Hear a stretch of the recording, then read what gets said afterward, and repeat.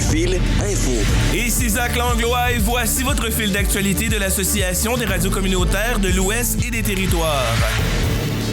Un organisme de Regina veut agrandir ses locaux pour venir en aide aux animaux sauvages. Avec l'augmentation du nombre d'animaux qu'il accueille, le Centre d'éducation et de réadaptation de la faune de Salt Haven West à Regina cherche des locaux plus grands. Actuellement, le centre installé dans le sous-sol d'une maison à Regina accueille des animaux sauvages, malades, blessés ou orphelins. En 2023, l'organisme a reçu 1500 animaux provenant du sud de la Saskatchewan. Il s'agit notamment de canards, d'écureuils, de rats musqués, de chauves-souris et de salamandres. Selon les responsables de la clinique de Salt Haven West, Natalia Slippack, ces animaux blessés ou malades ont tous besoin de soins et l'espace est déjà devenu exigu pour certains d'entre eux. Pour la responsable de l'engagement communautaire à Salt Haven West, Angela Tremka, de nombreuses espèces sont en déclin en Saskatchewan, d'où la nécessité de sauver ces animaux. Il y a un an, l'organisme a commencé une collecte de fonds pour la construction d'une nouvelle clinique avec un objectif de 500 000 $. À date de décembre 2023, l'organisation a collecté 173 000 $. Entre-temps, Salt Haven West avait trouvé un site prêt à être emménagé cet été. Cependant, l'organisme n'avait pas réussi à convaincre la municipalité où ils étaient situés de modifier le zonage du terrain pour permettre l'installation du centre. Aujourd'hui, l'organisation a dû donc reprendre les recherches. Natalia Slippack souhaite que la future clinique soit située non loin de Regina avec suffisamment d'espace pour des enclos de vol extérieur et quelques autres structures. Angela Tremka mentionne que l'avenir de la réadaptation, c'est ces structures pour la réadaptation de la faune en Saskatchewan et avoir une nouvelle installation leur permettrait de poursuivre ce travail important pendant des années et de pouvoir développer dans cet espace. Angela Tremka mentionne que l'organisme est principalement géré par des bénévoles et qu'elle s'est d'abord impliquée à ce titre. Elle mentionne aussi que ces structures est l'avenir de la réadaptation de la faune en Saskatchewan et que d'avoir une nouvelle installation leur permettrait de poursuivre ce travail important pendant des années et de pouvoir développer dans cet espace.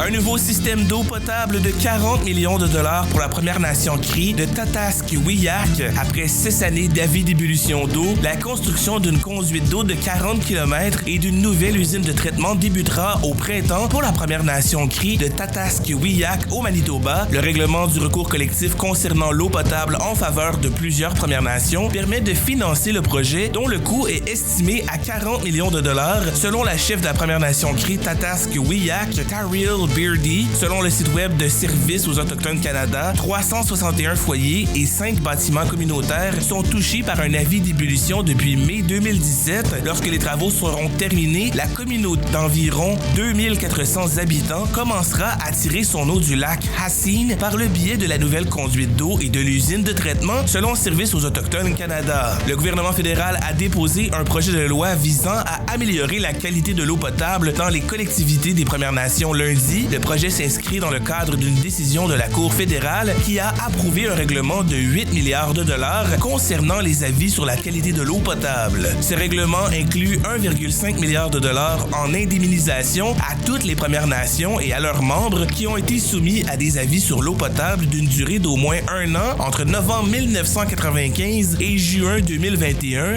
Le gouvernement devait également allouer 6 milliards de dollars pour favoriser l'accès à l'eau potable et pour moderniser la loi sur l'eau potable pour les Premières Nations. La ministre des Services aux Autochtones, Patty Hajdu, précise que le projet de loi s'applique à toutes les communautés des Premières Nations, pas seulement à celles qui font l'objet d'un avis d'ébullition d'eau.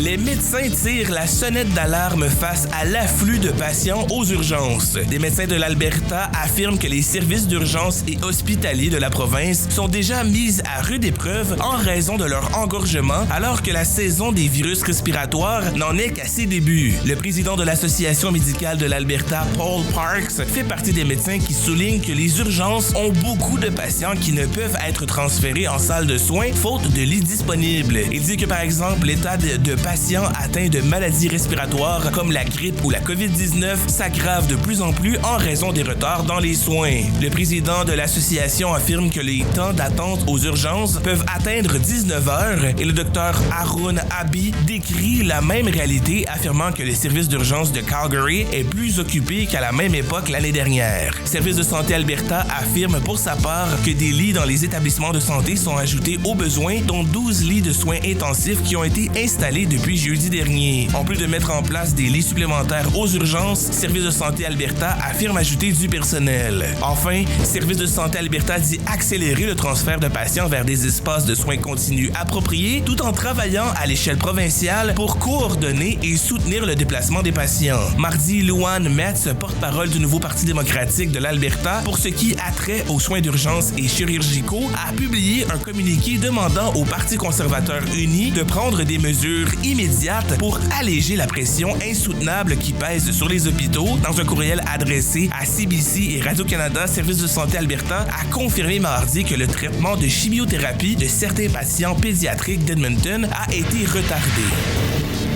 Sur l'île de Vancouver, des employés des transports en commun envisagent de faire grève. Des employés du secteur des transports en commun de la vallée de Comox et de Campbell River sur l'île de Vancouver s'apprêtent à faire la grève vendredi. Ils estiment que leurs employeurs n'ont pas fait suffisamment d'efforts en matière de salaire durant les négociations. Pacific Western Transit exploite le réseau de bus dans la région. La société est sous contrat avec BC Transit, l'agence provinciale responsable des transports locaux en dehors du Grand Vancouver. Et parmi les travailleurs syndiqués, on retrouve des chauffeurs de bus, des mécaniciens, des agents de nettoyage ou encore des employés de soutien. Toutes ont vu leur contrat avec PW Transit expirer le 31 mars 2023. La société de transport a fait plusieurs offres dans le cadre de renouvellement du contrat, mais toutes ont été rejetées. Un préavis de grève de 72 heures a été déposé lundi. Si la situation n'évolue pas, 72 employés regroupés sous la bannière du syndicat Unifor Local 114 ont prévenu qu'ils interrompront le service vendredi à partir de 4h30. Gavin Davis, représentant national du syndicat Unifor, est conscient que la grève pourrait impacter les habitants de la vallée de Comox, dont la population est estimée à 72 000 personnes lors du recensement de 2011. Il estime cependant que les salaires doivent être uniformes entre tous les employés du secteur des transports de la province. Les travailleurs veulent une meilleure rémunération après des années de salaire inférieurs. Le syndicat critique les offres, appelant à de nouvelles négociations avec des propositions financières améliorées de PW Transit ou BC Transit. BC Transit clarifie le litige entre PW Transit et le syndicat, exprimant ses excuses pour le désagrément aux usagers et mentionne que Andy Dart, pour les voyageurs handicapés, maintiendra son service vendredi. La construction d'un bâtiment de la Défense nationale débute au printemps à Yellowknife avec une superficie de plus de 8000 mètres carrés, soit l'équivalent de presque 2 terrains de football. Un bâtiment opérationnel des Forces armées canadiennes sera construit au printemps à Yellowknife et deviendra l'un des plus imposants de la capitale. Il permettra de rassembler sous un même toit les opérations du premier groupe de patrouille des Rangers canadiens de Yellowknife et certains services techniques de la Force opérationnelle interarmée. La construction du bâtiment devait commencer en 2020, mais a été repoussé au printemps 2024. Ce retard est principalement dû à la pandémie de COVID-19, explique un porte-parole du ministère de la Défense nationale. Le remaniement de la conception pour viser la construction d'un bâtiment carboneutre à la certification LEED de niveau argent a aussi accentué le retard. Le bâtiment doit être construit sur un site de près de 50 000 mètres carrés appartenant à la Défense nationale, situé dans la phase 2 du quartier industriel Ingold.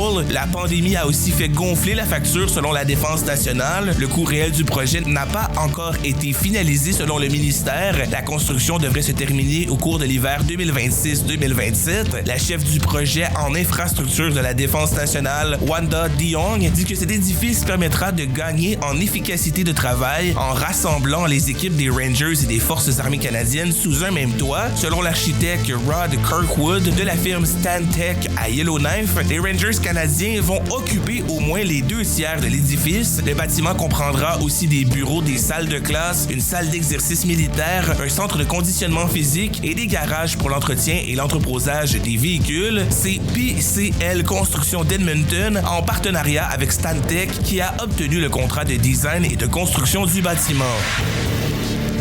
Le Nunavut en queue de peloton en matière d'immigration au pays. Parmi les provinces et territoires au Canada, le Nunavut est le seul à ne pas disposer de son propre programme d'immigration. Bien que la crise du logement soit un frein considérable à la venue d'immigrants, le gouvernement territorial entend se pencher sur ce dossier en 2024. Le ministère de l'Exécutif et des Affaires intergouvernementales compte recruter dès l'an prochain un conseiller en immigration chargé d'identifier les priorités du Nunavut en matière d'immigration et de formuler des recommandations qui serviront à orienter un programme ou une politique en la matière, explique le porte-parole du ministère Casey Lessard dans un courriel. Entre 2016 et 2021, 240 immigrants se sont établis au Nunavut comparativement à 205 de 2011 à 2015 selon Statistique Canada. Ces nouveaux arrivants étaient principalement originaires d'Asie, 105, d'Afrique 70 et des Amériques 50. L'organisme de développement économique francophone offre entre autres des services d'aide à la recherche d'emploi, d'entrepreneuriat ou d'immigration en français et en anglais. En 2022-2023, environ 600 personnes ont fait appel au service de Carrefour Nunavut. En raison du manque de main-d'œuvre, le gouvernement du Nunavut doit actuellement faire appel à des travailleurs venus de l'extérieur pour répondre aux besoins du marché du travail. La pénurie de main-d'œuvre touche des multiples secteurs, dont l'éducation, la santé, les métiers et les professions spécialisées. En décembre 2022, un rapport du gouvernement du Nunavut a révélé que 2 emplois sur 5 n'étaient pas pourvus au sein de la fonction publique territoriale. Dans le secteur de la santé, environ 51% des postes étaient vacants. Le gouvernement associe notamment la pénurie de main-d'œuvre au manque criant de logement. À l'heure actuelle, environ 3100 personnes sont en attente d'un logement social à travers le territoire, selon la Société d'habitation du Nunavut.